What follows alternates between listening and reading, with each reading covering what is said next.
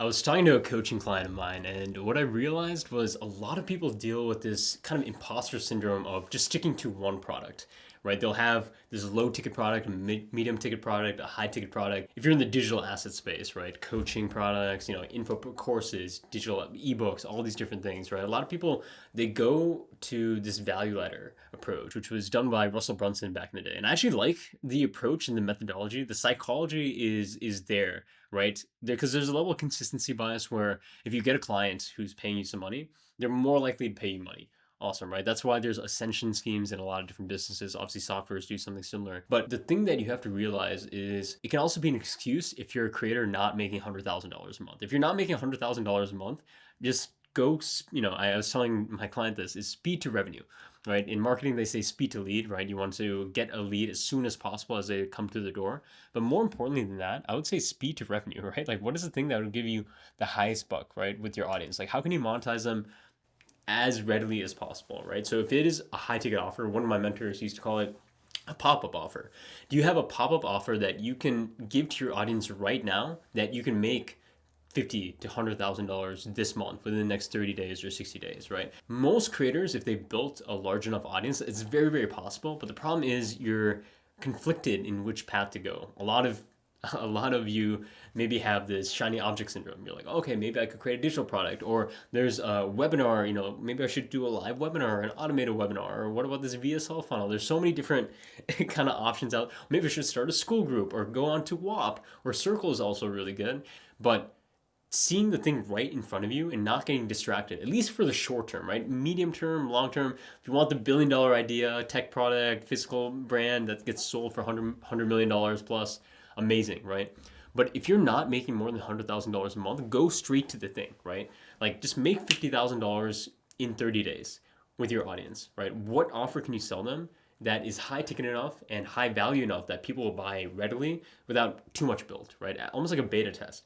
If you can do that and get results, it's going to prove to your brain that it's possible. You can make this happen. The only thing that's holding you back is that momentum, right? If you make $50,000 with a new beta test and you're like, oh wow, what I just, how did I do that? Then you are more likely to continue the process. You're more likely to just, okay, what can I do now, right? It's easier to pivot once you're actually going a direction, right? Sam Ovens used to say this, but he said, I remember in one of his courses, he said, uh, if you want to get to a destination, even if you're in a car and even if you go to the wrong direction, right, it's okay because you can always turn around. But if your car is stuck where it is and it doesn't move, then you can't turn the steering wheel. The steering wheel can only turn as you're moving. Recently, I got my motorcycle license, and what I learned through that process is when you're on a motorbike, there's a level of danger associated with it. So I was actually very not trigger heavy because I was scared, right? There was like a lot of risk. It was dangerous. So I decided to go slower. So when I was first starting, I went very slow around the corners. And what I realized is that was riskier because I didn't fall, luckily, but I was more likely to fall. I was really having a hard time dealing with the controls. But I realized to be safer on a motorbike, you actually have to go faster, ironically, because what that allows you to do is it allows you to have the control. Once you're moving like faster, the control on the motorbike is so much easier. If you're going very slow, you have to like freaking shake the thing. But if you're going fast, right, you just have to push slightly on the motorbike, and it kind of changes direction, right? You can always take a U-turn on the motorbike. At least you're making some progress. The thing is that apply that into selling your info product, right? If you aren't going, all out speed to the revenue, right? You won't be able to turn. You won't be able to have that smooth adjustment. If you want to adjust to a school community MRR model, awesome, right? But if you haven't sold high ticket yet, right? Why not, right? You can get a $5,000 deal like tomorrow, right? If your counter's filled with sales calls, I guarantee you, even if you're bad at sales, right? Watch the rest of my videos on my channel to get better at sales. Even if you're bad at sales, you'll still figure it out, right? You'll still be able to get to the point where, okay, at least I made $20,000 with this new beta test and I barely even tried, or I don't even know what I'm doing.